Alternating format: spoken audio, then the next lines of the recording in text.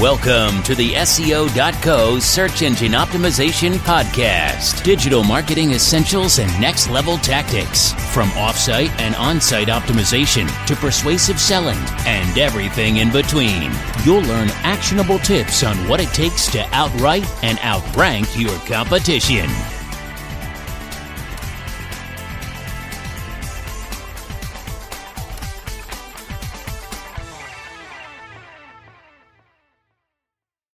If so, this link may be a threat.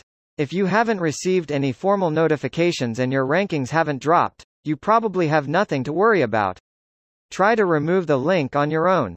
If you do have a problematic link, your first line of defense is to try and remove the link on your own.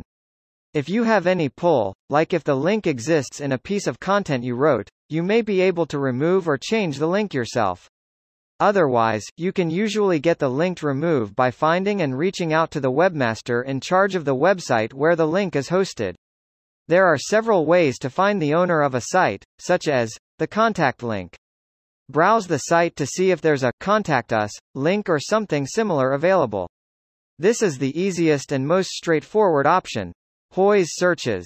Consider searching with the phrase Hois in Google, adding the domain you're interested in after the phrase. Oftentimes, you can find the email address for the owner under Registrant Email or Administrative Contact. The website's hosting company. You can also try reaching out to the hosting company for the website. You can find this information with your Hois search. Make a polite, but firm request for the webmaster to remove the link and wait to hear a response. In many cases, they'll be more than happy to comply with your request. Commit yourself to best practices with link building. This should go without saying, but make sure you're committed to following best practices with link building and SEO overall. If you're practicing SEO responsibly and focusing on the quality of your user's experience, you may never find yourself in a position where you have to disavow a link. You'll also see better, more consistent results in general. How to disavow links with Google. Are you still interested in disavowing links with Google's Disavow Links tool? Let's check to be sure. At this point you should have 1. Identified the potential harmful links in question. 2. Verified that those links are actually harmful to you. 3. Tried everything possible to get those links removed on your own. Have you done all 3? If so, you can follow these steps. Step 1. Create a list of links to disavow. First, you'll need to create a list of all the links you want to disavow. Your link audit should have revealed which links are in need of disavowal. The format of your .txt file needs to be consistent. The file itself must be encoded in UTF-8 or in 7-bit ASCII. And it has to end in .txt. You'll have to specify one URL or one domain per line, not that you can't disavow an entire subpath, like example.com, n. If you're going to disavow an entire domain, you'll need to include the prefix, domain. Like this, domain, example.com. The maximum length of a URL to include is 2048, but you shouldn't have to worry about hitting it. The maximum file size is 100,000 lines. Note that this includes blank lines and comment lines. It can't be more than 2 megabytes. If you want to include comments, you can. All you have to do is start the line with hash. All lines that begin with this symbol will be ignored. Here's an example of what this looks like in practice, straight from Google. #2 pages to disavow.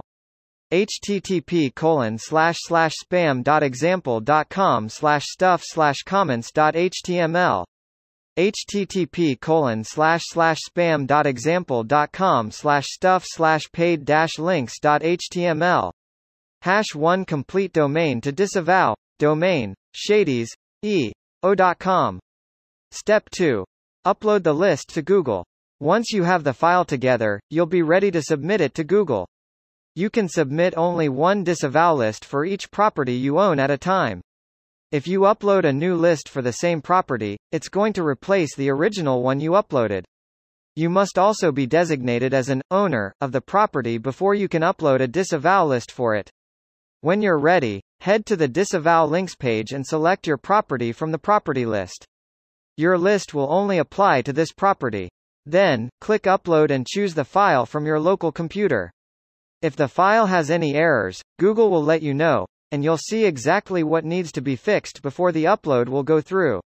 If the upload is successful, Google will incorporate your list into its index. This is a process that generally takes a few weeks, so give it time. Step 3. Log the changes and watch for progress.